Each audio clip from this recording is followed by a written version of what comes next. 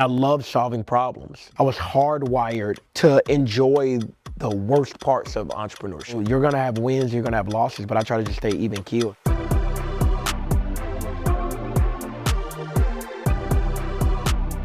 Last year, I think I traveled like more than like 120 days last year.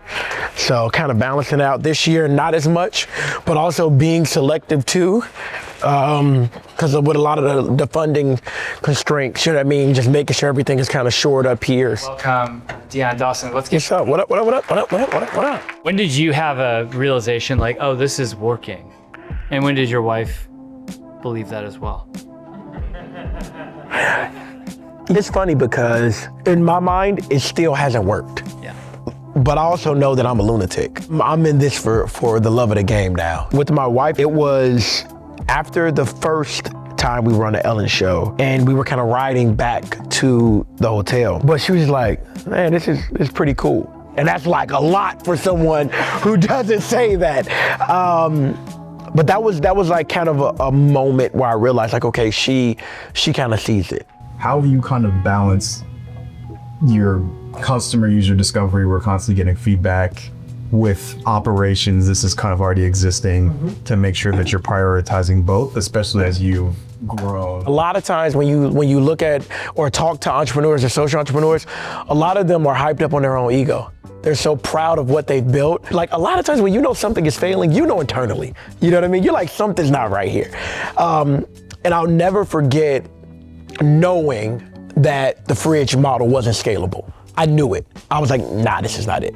And so I think when first and foremost, you want to make sure that you're being honest with yourself and you're assessing, you know, that product, that program, not only the effectiveness, but also that it makes sense in the long term. And I realized really quick, within days, I was like, okay, we can do this, but I knew, and this is my tip, right?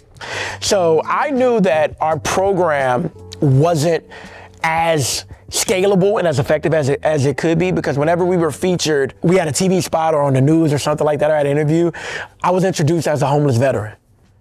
And so I said, if they're leading with the news tag and not our program or not the org, then I know we didn't build enough value. And so I said, okay, I gotta remember that. And about a year and a half, 2 years in, it switched from formerly homeless veteran to chief dreamer of Dion Chicago Dream. But then we're talking about balancing it out. There is no balance, man. There is no balance.